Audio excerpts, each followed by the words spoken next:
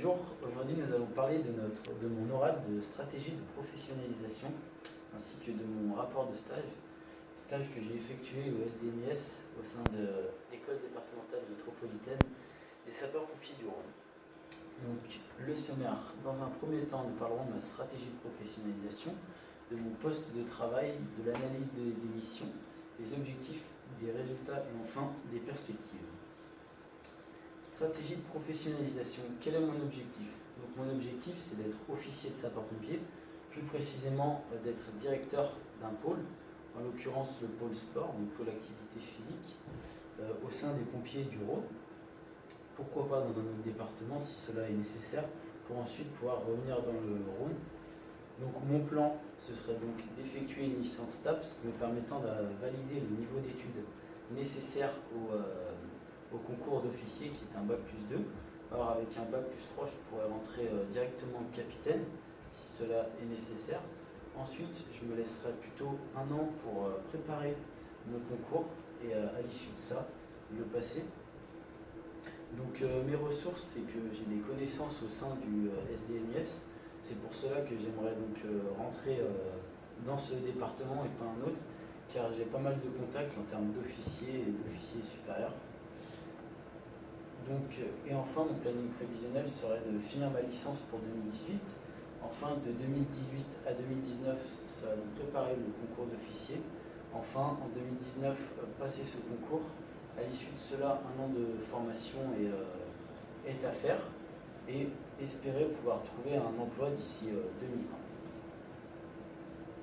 Donc, le poste de travail que je vais décrire, c'est directeur du pôle activité physique au sein du SDMIS. Donc c'est un poste d'officier.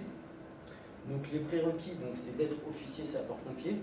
Il faut aussi avoir un minimum d'expérience au sein des pompiers. Donc à savoir que mon tuteur de stage a effectué déjà 10 ans chez les pompiers avant de rentrer directeur. Donc il a un bac plus 2 lui aussi vu qu'il est officier, mais il a aussi passé des formations en interne qui sont obligatoires, donc notamment dans le sport chez les pompiers. Donc il est EAP 3. Il y a 3 niveaux, donc EAP 1, 2 et 3. Donc le EAP1, il est ouvert à tout le monde. Le EAP2, il commence à y avoir moins de monde et c'est plus restreint parce qu'il y a quand même des prérequis sur des unités de valeur comme le chronométrage, etc. Et le EAP3, c'est vraiment une formation qui se passe, c'est en principe par an, il y en a une. Et chaque département envoie une personne et c'est une formation qui est nationale et qui se déroule à l'ENSAS. Donc enfin, les missions, ses missions, ça va être l'organisation d'événements sportifs au sein du SDMIS, donc les crosses, le challenge de la qualité, mais il va aussi faire la supervision par exemple, du brevet national de jeunes sapeurs-pompiers, puisque les JSP doivent passer du sport dans le cadre de ce diplôme. Et il y a aussi toute la partie administrative donc, de ces missions, mais aussi ça va être la gestion de stock, donc du matériel sportif, et la gestion des casernes, du matériel déployé dans les casernes, donc recenser quel matériel les casernes ont, s'il y a du matériel défectueux, le remplacer, etc. Donc les compétences, c'est qu'il faut de la rigueur, il faut être organisé, parce que si par exemple dans une caserne on ne sait pas quel matériel il y a, ça va vite être compliqué pour lui de vouloir renvoyer du matériel ou non. Et en l'occurrence, par exemple, se retrouver avec 2 agrès de musculation identiques dans une même caserne, alors que ce n'est pas forcément utile. Enfin, il y a des contraintes, donc il y a des contraintes horaires parce qu'il a beaucoup de réunions, mais il a aussi des formations. Moi, par exemple, pendant la durée de mon stage, il y a une semaine où il ne pouvait pas être présent parce qu'il était en stage de formation en fait, avec son rôle d'officier. Malgré qu'il soit directeur de pôle, il y a toujours le côté opérationnel qui reprend les choses et il doit continuer à se former. Et là, c'était des risques radioactifs qu'il était vu qu'il a son côté opérationnel avec. Donc, dans l'analyse de mes missions, ma première mission principale qui m'a pris plus de temps, c'était donc la rédaction d'un cahier des charges d'un cross d'entraînement. Donc, en fait, il est arrivé en me disant voilà, nous, on propose de faire ça.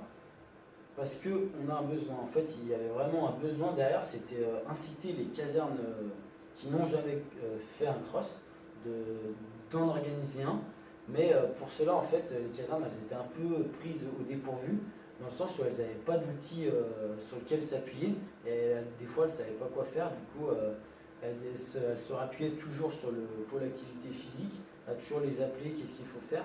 Et du coup, il m'a dit, il faut qu'on crée un outil, il faut que je crée un outil, moi, qui soit synthétique, à la fois pour que tout le monde ait envie de le lire, et qu'il puisse être utilisable sur le terrain. Donc, dans un premier temps, voilà, dans un premier temps, j'ai créé une introduction pour expliquer un peu les prérequis. Et après, je me suis servi de ce qu'on avait vu en cours pour rédiger le cahier des charges, donc à savoir les objectifs, les livrables et jalons, les contraintes et exigences et limites et exclusions. Et en me servant de ça, en fait, après, j'avais peu d'informations, moi, sur l'organisation générale d'un cross. Donc, il m'a mis à disposition des documents et j'ai pu, avec ces documents-là, en fait, fouiller dedans pour trouver les points essentiels, les points clés, et donc remettre tout ceci en forme sous un cahier des charges et arriver à quelque chose qui soit quand même synthétique, assez lisible, et que les gens, quand ils organisent, ils puissent avoir sous la forme d'un tableau. Ça aussi, c'était bien expliqué qu'il me fallait un tableau pour que les gens ils puissent cocher au fur et à mesure les choses qui sont faites. Donc j'ai eu un gros travail en fait de recherche dans les documents qu'il m'a fournis. Or, en dehors du cadre de mon stage, j'ai dû moi-même faire des recherches pour justement trouver déjà, délimiter chaque commission ce qu'elle a à faire.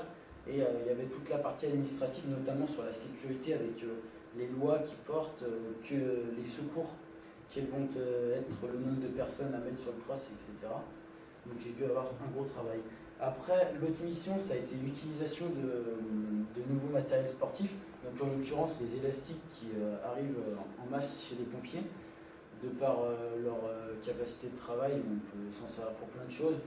Et du coup, moi j'étais plus vraiment sur la partie conception de la vidéo, donc qu'est-ce qu'on va dire dans la vidéo explicative. Donc à savoir, je rappelle que c'est une vidéo où en fait on apprend aux pompiers à se servir de ce matériel, pour pas qu'ils se blessent, parce que notre politique au SDMS, c'est vraiment zéro blessure.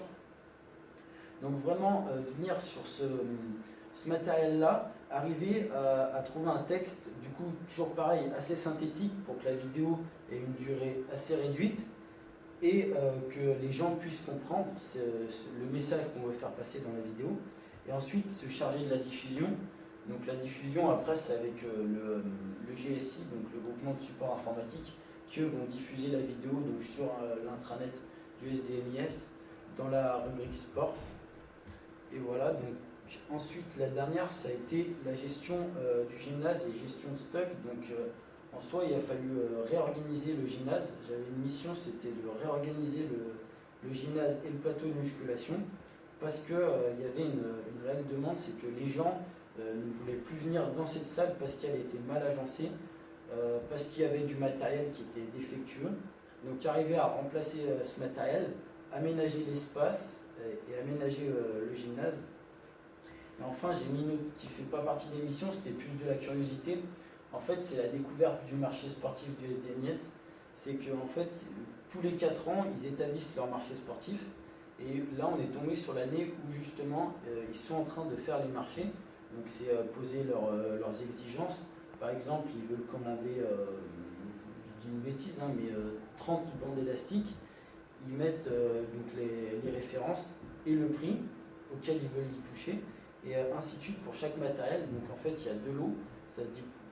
Ça se décompose en le lot 1, ça va être le gros matériel de musculation, les vélos, les rameurs. Et on va avoir le lot 2, ça va être le petit matériel, donc les bandes élastiques, des kettlebells, des haltères, des poids. Et donc, arriver, c'était simplement de la curiosité à comprendre en fait comment ils achetaient ce matériel-là. Et après, du coup, ça en découlait sur leur gestion de stock au-dessus. Ils ont un stock de matériel et pourquoi et d'où il vient. Donc, l'analyse des missions, est-ce que c'est en lien avec le management? Bah oui, parce que j'ai effectué donc, de la gestion, donc la gestion de stock, la gestion d'une salle de sport. Mais aussi, j'ai participé à la création à l'organisation d'événements sportifs. Voilà. Donc les objectifs que j'avais pour le cahier des charges, c'était diffuser un outil qui est synthétique et clair, en fait, qui puisse être à la portée de tout le monde, c'est-à-dire aussi bien que le directeur de pôle puisse le lire, mais qu'un pompier dans une caserne lambda qui veut faire un cross, ils se disent, bah là j'ai tout sous les yeux pour pouvoir réaliser un cross, les conditions, le matériel nécessaire, le nombre de personnes. Donc ensuite, la conception de vidéos claires et explicatives. Donc les vidéos devaient être assez courtes et explicatives, donc pas redondantes, essayer d'aller vite et au plus simple. Et enfin, donc j'avais la gestion et l'optimisation d'un espace sportif, le plateau de musculation et le gymnase. Donc les résultats pour le cahier des charges, bah, ça va être sa diffusion. Donc c'est à voir si les prochains utilisateurs vont utiliser ce cahier des charges sans référer à chaque fois. Donc le prochain cross d'entraînement, c'est à la DOA le 14 octobre 2017. Donc il y a à peu près 1000 personnes qui sont attendues sur les lieux de ce cross. Donc nous, on pourra voir, j'aurai sûrement des retours par mail de mon tuteur qui me dira si oui ou non les organisateurs ont utilisé ce cahier des charges, sachant que la caserne de la DOA a déjà effectué un cross l'année dernière. Donc elle en aura peut-être pas forcément utilité, mais l'avantage qu'elle aura, c'est qu'elle aura le cahier des charges, et du coup ça laissera les organisateurs, le pôle activité physique et sportive libre. Donc les vidéos explicatives, donc on est sur des vidéos qui vont être synthétiques, donc la qualité de la vidéo, les prises de vue, etc. Le nombre de vues aussi qui va être important. Donc on espère qu'il y ait au moins 200 pompiers qui puissent consulter la vidéo dès le premier mois de diffusion. Ça voudrait dire qu'ils portent un intéressement à ces vidéos, et pourquoi pas, dans les perspectives, c'est arriver, il m'a dit, à faire plus de vidéos justement pour tout le matériel. Comme ça, l'avantage c'est que les gens sauront comment l'utiliser. Et après, enfin, ça va être plus en lien avec la commission hygiène et sécurité des pompiers du Rhône. C'est savoir du coup si avec ces vidéos, on voit une diminution du nombre de blessés au sport chez les pompiers. Et voilà. Et donc la gestion et l'optimisation du gymnase, donc ça va être gagner de l'espace, c'est des choses qu'on a réussi à faire, donner envie aux gens de pratiquer, qu'ils reviennent plus souvent à la salle, qu'ils puissent faire du sport, et du coup c'est installer aussi des nouveaux agrès pour que les gens puissent se diversifier dans leur pratique. Donc les perspectives, ça a été pour moi la recentration de mon projet sur un poste bien précis. Au début de mon stage, je pensais que je voulais être officier de sapeur-pompier, mais je ne savais pas forcément où. Et là, je me suis rendu compte que le pôle d'activité physique et sportive, c'était vraiment quelque chose qui me plaisait, parce que c'était du coup en lien avec ma formation initiale dans le management du sport.